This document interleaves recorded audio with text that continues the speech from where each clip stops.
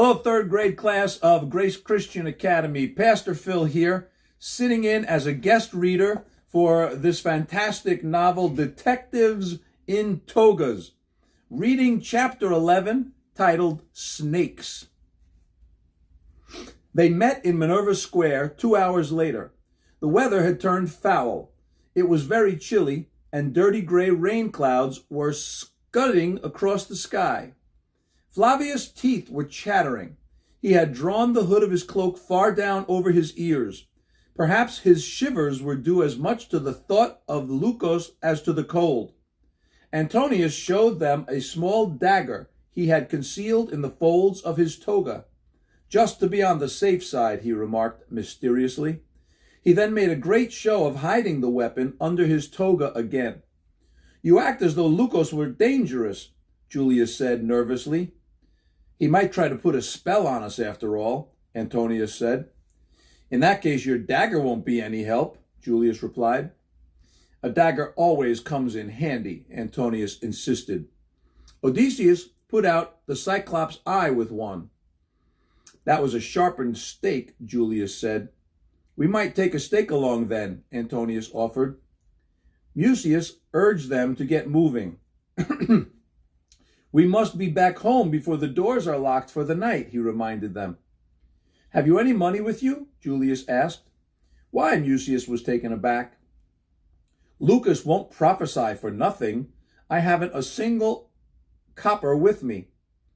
Antonius and Publius were also penniless. Mucius was furious. "We should have thought about that before," he reproached the others. "All I have is my regular pocket money, 35 sesteros. That's all I own." "It'll cost more than that, but maybe we can owe him the rest," Flavius suggested. "Or we can tell him to send the bill to Livia, Julius said. "No," Mucius said. "Lucas won't use his second sight unless he sees money right under his nose. We can't waste time either, because Rufus has to be rescued as soon as possible. Who knows what he may be going through right now? It's horrible in prison," Antonius said. "They chain the prisoners up and give them only bread and water. Rats run over their faces, and they're beaten too. I once passed by the prison and heard some awful screams." "How much money do you fellows have at home?" Mucius asked firmly. That was an embarrassing question. "Not much," Publius murmured. "I have a gold piece my uncle gave me for my birthday," Flavius admitted. Pleased, Mucius patted him on the back. "Fine," he said. "That's 100 sesteros already." "What about you?" he asked Julius. "I've saved a little," Julius stammered. "I wanted to buy the collected works of Julius Caesar. They cost 300 sesteros. I've saved up 200 already." "Then you'll have to donate 100 of them," Mucius decided generously. Julius sighed in resignation. "I can borrow something from our cook," Antonius said quickly. "We have a famous cook who comes from Gaul. My father paid a fortune for him." "Run and get the money," Mucius ordered them. "I'll wait here for you." Flavius, Julius, and Publius returned in short order. Julius brought his 100 sesteros, Flavius his valuable gold piece, and Publius a heap of small copper coins. Antonius arrived a little while later, and with a long face. His cook had proved to be a disappointment. "What a skinflint," he complained. "He wouldn't give me anything at all. Says he doesn't have any money. But I fixed him." He held up a round cheese, broke it into pieces, and offered a piece to each of them. "I don't want cheese, I want money," Mucius said. "I have some money too," Antonius replied. "I asked my father for an advance on my allowance. He happened to be home and was in a good mood on account of Praetonius' victory over the Gauls. Here's 50 sesteros for you," he says, as gracious as Jupiter in person. "Buy yourself figs in honey. You know what? For this money, we could get a whole barrel full of figs." "This money doesn't go on food," Mucius said, taking the coins. He gathered all their contributions and wrapped the coins in a clean handkerchief. We now have 297 sesteros. That ought to be enough. After all he has to do is look at the chain and tell us who the burglar was. That should not cost too much." They set off, and half an hour later turned into Broad Street. The closer they came to Lukos' house, the deeper grew the silence among them, like a patrol nearing enemy lines. When they reached the big door, which they had often stared at with such curiosity, they stood indecisively for a while. Across the street was their school, and they regarded it almost with affection. "I hope Xanthippus doesn't see us," Flavius said. "He's lying in bed and groaning over his leg," Publius said. "Don't you think we ought to do something about getting in?" Julius proposed. Mucius nodded agreement. "I'll knock," he said, and began drumming his forefinger against the door. When nothing happened, he knocked again. Still nothing stirred, and Publius began pounding his fist against the door. Finally, Julius and Antonius took part, kicking vigorously with their sandals against the thick wood. When all this had no effect, Mucius tried the latch, and the door opened. It had not been locked at all. A few feet beyond it, however, was another door. This was bound with strips of iron and had neither lock nor latch. Halfway up the door was a square pane of yellow glass, and the boys peered curiously through. Each in turn staggered back in terror. Behind the pane of glass, a frightful, grimacing face, illuminated by a greenish light, was staring at them. "That's Lukos," Flavius gasped. They waited anxiously for a while, but nothing stirred.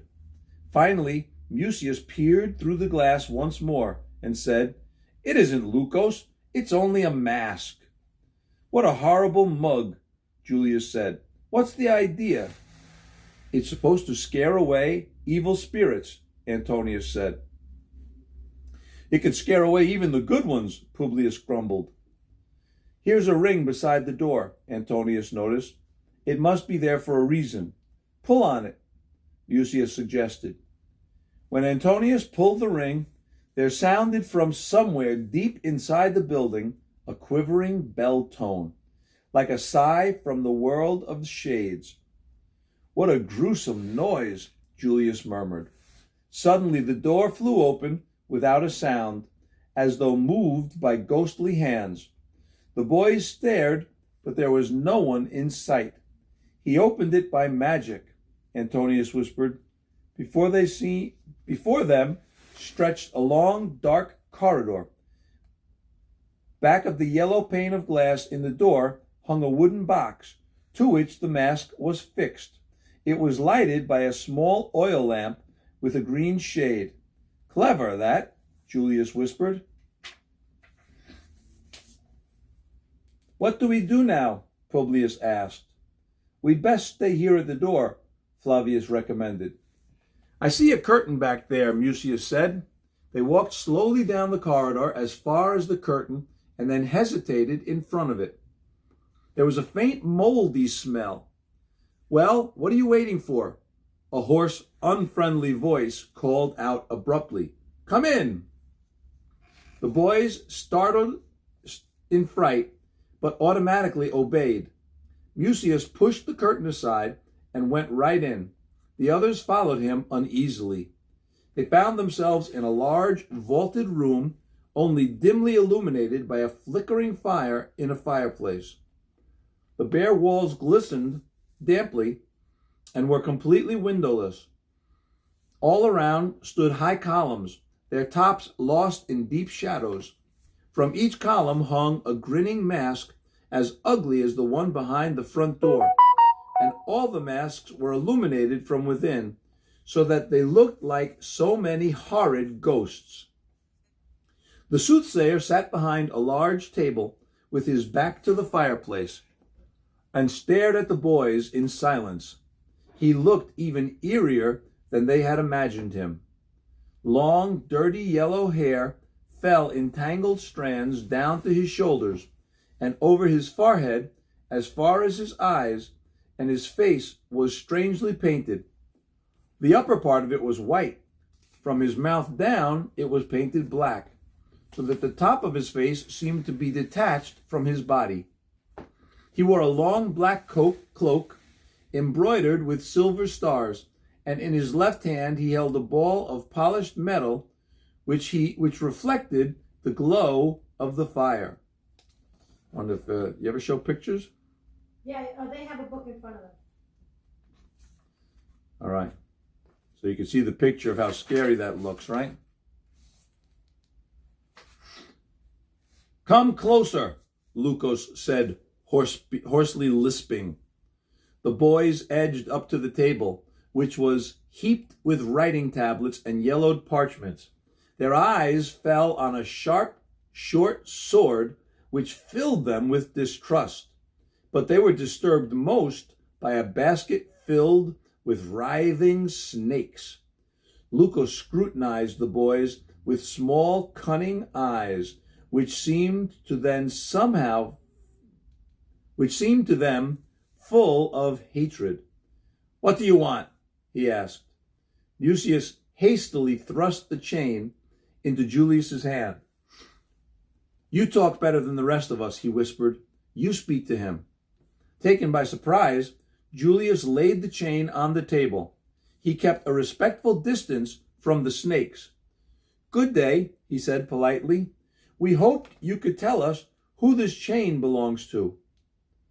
"There was a burglary at the home of our teacher, Xantippus, and we would like to know who the burglar is because Rufus has been arrested.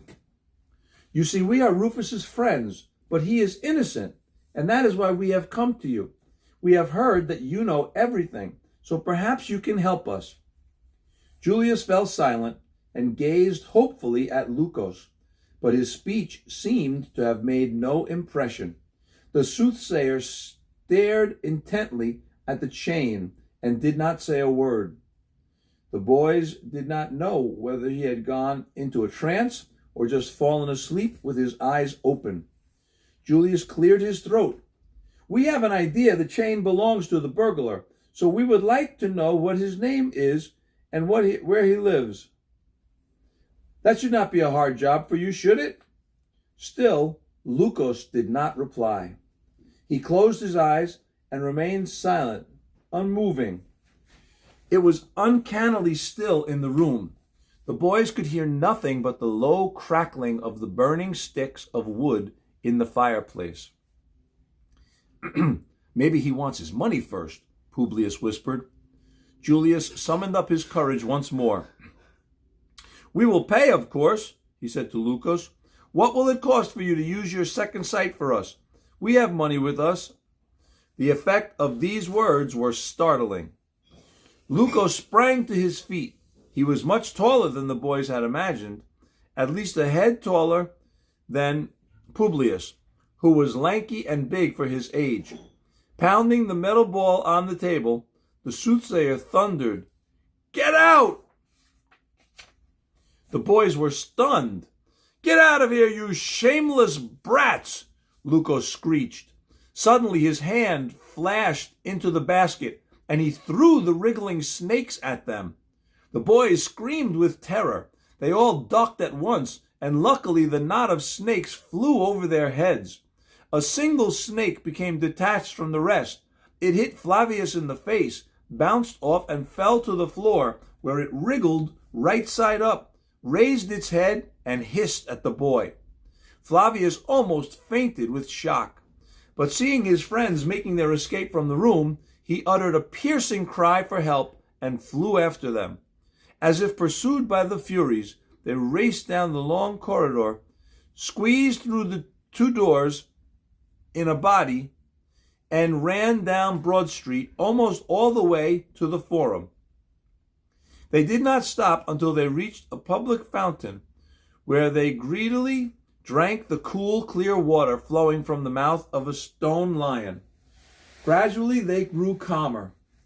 Finally, Julius said, panting, "I guess Lukos took a dislike to us." "We escaped death by a hair," Antonius said. Magician or not, he has no right to throw snakes at people. Sorry about that. Where was I? Okay, magician or not, he has no right to throw snakes at people, Publius complained. They must have been poisonous, Antonius said, leaning over the edge of the fountain for another drink. But suddenly he straightened up with a cry of anguish. Oh, help! A snake has bitten me! Help! He writhed and twisted convulsively while the others stood helplessly around him. Suddenly something fell to the pavement with a ringing sound. It was the dagger he had hidden. During their wild flight, it had slipped down under his toga, and as he stooped over, it had pricked him in the stomach. Publius and Julius roared with laughter. Antonius, too, was enormously relieved and able to appreciate the joke. Flavius alone remained silent. He could still feel the horror of the damp, cold, slimy snake on his face.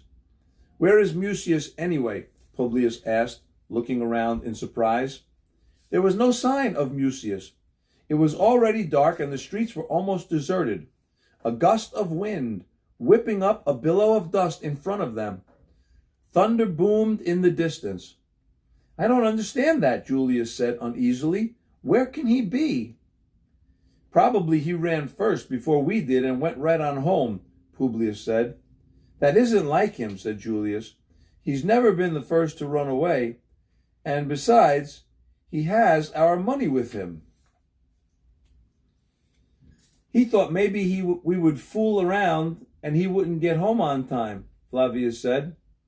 His father is very strict with him about that. This seemed convincing, but the others still felt queer about Mucius's absence.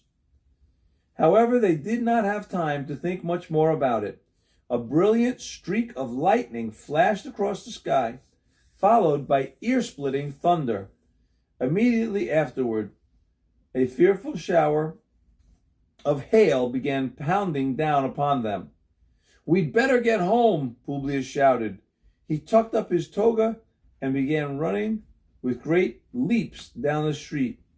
The others had followed him at top speed. The end.